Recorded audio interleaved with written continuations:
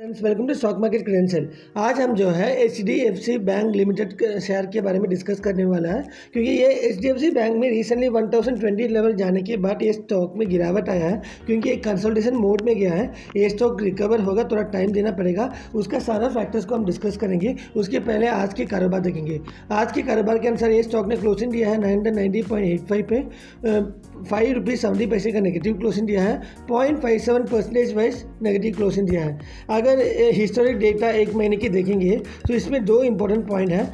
23 अक्टूबर को 1020.50 का हाई बनाया था, which is a very good high. ये ऑल टाइम हाई है। तो उसके बाद ये कंसोलिडेशन स्टार्ट हुआ है। और अगर आप 6 नवंबर को देखेंगे तो 974 रुपीज़ का लो इसने बनाया है, which is a very important support level. जब तक ये स्टॉक 974 रुपीज़ का लो को ब्रेक नहीं करेगा, आपको इस स्टॉक में लगे रह सकते हैं। अगर ये स्टॉक 974 को ब्रेक करके नीचे जाता है तो एक बार के लिए ये स्टॉक से एग्जिट करने का सलाह देता हूँ, क्योंकि ये 920 लेवल तक जा सकता है। तो उसके हिसाब से कारोबार करना। अगर ये स्टॉक 974 के ऊपर ट्रेडिंग करता है तो इसका जो इमीडिएट टारगेट बनेगा 1020 रुपीज़ 50 पैसे का। अगर इसके ऊपर क्लोजिंग देता है तो ये स्टॉक जो है 1100 लेवल तक जाने का चांसेस है। अभी हम जो है क्वार्टरली रिजल्ट का कंपेयर कर रहे हैं। HDFC बैंक का जून क्वार्टर को सितंबर क्वार्टर के साथ कंपेयर कर रहे हैं। तो किसी भी स्टॉक के लिए इंपॉर्टेंट है इंटरेस्ट अर्न, टोटल इनकम और नेट प्रॉफिट। अगर इसमें क्वार्टर ऑन क्वार्टर बेसिस में इंप्रूवमेंट दिखाई देता है तो अच्छा माना जाता है। लेकिन इधर जो है इंटरेस्ट अर्न और टोटल इनकम में नेगेटिव है। लेकिन इसमें सबसे बड़ा प्रॉफिट कहाँ हुआ है कि नेट प्रॉफिट में हुआ है, which is considered to be very good for this particular stock. अगर इंटरेस्ट अर्न देखेंगे तो जून क्वार्टर में 87,371 करोड़ का था, उधर से रिड्यूस होके 86,993 करोड़ हो गया। लगभग आपको 390 करोड़ का जो है इंटरेस्ट अर्न में रिडक्शन दिखाई दे रहा है, which is considered to be negative. अगर टोटल एक्सपेंडिचर, टोटल इनकम देखेंगे तो पिछले क्वार्टर में 1,33,54 करोड़ का था, उधर से रिड्यूस होकर 1,18,560 करोड़ हो गया। लगभग इधर भी आपको 12,000 की नज़दीक जो है इन टोटल इनकम में रिडक्शन दिखाई दे रहा है, which is considered to be negative.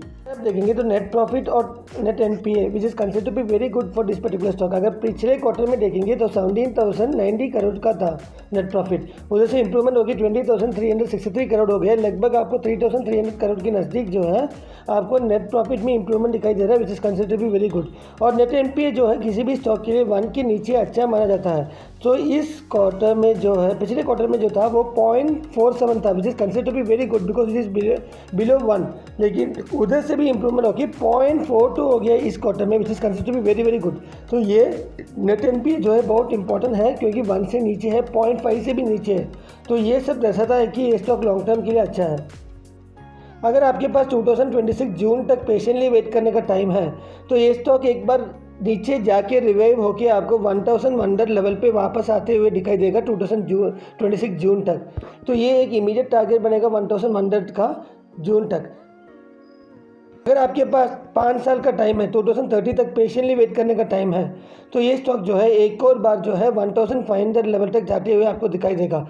ये 1500 जो है वो मिनिमम टारगेट है। ये शायद 2000 भी टच कर सकता है, लेकिन मिनिमम 1500 पे 100% टच करेगा।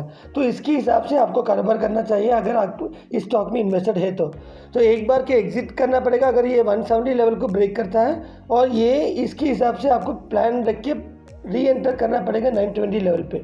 ये भी आपको माइंड में रखना पड़ेगा। अगर आपको हमारा वीडियो अच्छा लगा, do like and subscribe our channel and also click the bell button for further notification. Thank you.